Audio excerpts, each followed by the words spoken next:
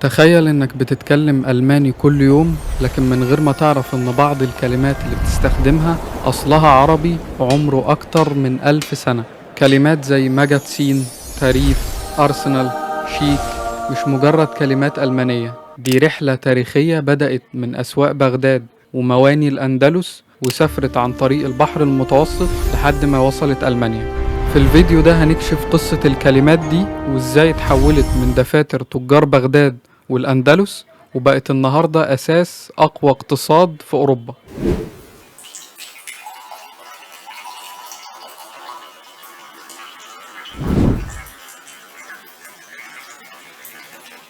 ما تنساش تحط لايك واشتراك وتقولي رأيك في التعليقات.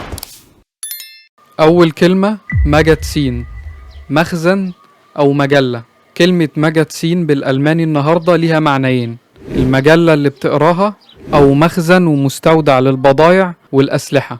الأصل هي كلمة مخازن العربية جمع مخزن. الحكاية بدأت في عصر الدولة العباسية لما كانت السفن التجارية العربية هي اللي مسيطرة على حوض البحر الأبيض المتوسط. التجار الإيطاليين كانوا بيجوا المواني الإسلامية عشان يشتروا التوابل والحرير، وهناك شافوا نظام المخازن الإداري المبهر والمباني الضخمة اللي بيحفظوا فيها البضائع. فالإيطاليين سمعوا العرب بيقولوا على الأماكن دي مخازن، فأخدوا اللفظ ونطقوه بطريقتهم ماجاتزينو بالإيطالي، ومن إيطاليا سافرت الكلمة مع حركة التجارة لقلب ألمانيا وبقت ماجاتسين. في الأول الألمان استخدموا الكلمة بمعناها الأصلي اللي هو مخزن بضايع أو أسلحة، بس في القرن ال18 لما ظهرت فكرة المجلات في الصحافة في الأول كانوا بيسموها مناقشات أونتا غي دونجن. ومن هنا بدأت فكرة المجلات، فكرة إنهم يطبعوا كتيبات صغيرة كل شهر بانتظام يجمعوا فيها أخبار وقصص ومقالات ومعلومات منوعة تهم الناس ويحافظوا عليها وينقلوها بين الناس، فاعتبروها مخزن للمعلومات. ومن هنا طلع أصل الاسم من كلمة مخازن، ونزلت أول مجلة في العالم بالاسم ده، مجلة السيد The Gentleman's Magazine، اللي أسسها ونشرها ناشر إنجليزي اسمه إدوارد كيف في لندن سنة 1731. ومن وقتها اتحول الاسم ده مجازين اللي أصلها مخازن لأشهر كلمة للمجلات في العالم. تاني كلمة تغييف، التعريفة. الكلمة دي بتسمعها في ألمانيا لو بتعمل باقة موبايل أو بتدفع تذكرة مواصلات. هي حرفيا كلمة تعريفة أو تعريف بالعربي من الفعل عرف. العرب في عصر الحضارة الإسلامية كانوا بيحددوا قوائم أسعار البضائع ويسموها تعريفة الأسعار.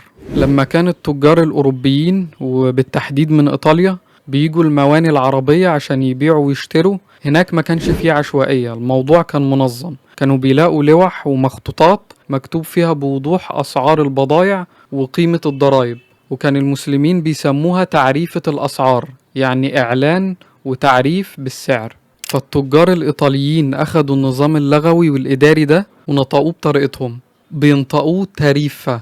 ومع توسيع التجارة في أوروبا دخلت الكلمة اللغة الألمانية وبقت تغييف، والنهاردة الألمان بيستخدموها كرمز للنظام والعدالة، زي التسعيرة الموحدة للمرتبات اللي بتحمي حقوق العمال بيسموها تغييف جهالت، والتسعير العلني لباقات الموبايل والإنترنت والمواصلات العامة. فالكلمة اللي خرجت من أسواق العرب زمان بقت هي الأساس اللي بيحمي حقوق ملايين العمال والمواطنين في أقوى اقتصاد في أوروبا النهاردة. تالت كلمة أرسنال، دار الصناعة أو بالألماني آزنال.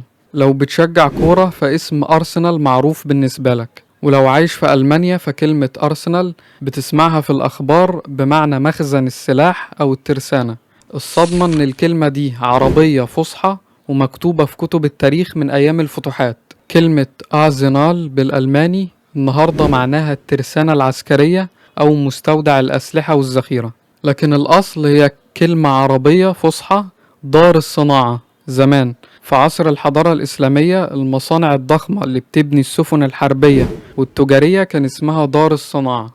الحكاية بدأت لما تجار وبحارة مدينة فينيسيا في إيطاليا انبهروا بالنظام العسكري والتجاري للمسلمين في البحر المتوسط، فأخدوا كلمة دار الصناعة ونطقوها بلهجتهم أرزانا، وبعدين اتطورت في الإيطالي بقت أرسنالا، وبنوا بيها أكبر ترسانة بحرية في أوروبا.